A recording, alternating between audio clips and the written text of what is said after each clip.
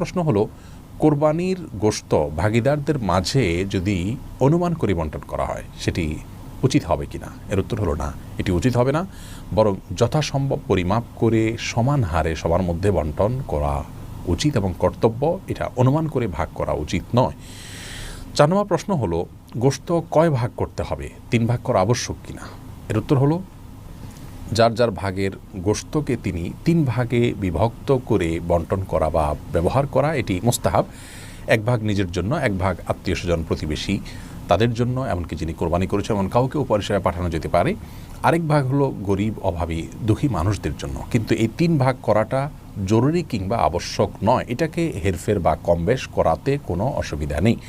3 ভাগে করতে পারলে উত্তম এবং ভালো। আপনি চাইলে গরিবকে একটু বাড়িয়ে দিলেন, কিংবা প্রতিবেশীদের জন্য একটু বেশি রাখলেন, কিংবা আপনি নিজের জন্য একটু বেশি রাখলেন, তাতে কোরবানির কোনো অসুবিধা হবে না। 5 নম্বর প্রশ্ন হলো, ঋণ করে কোরবানি করা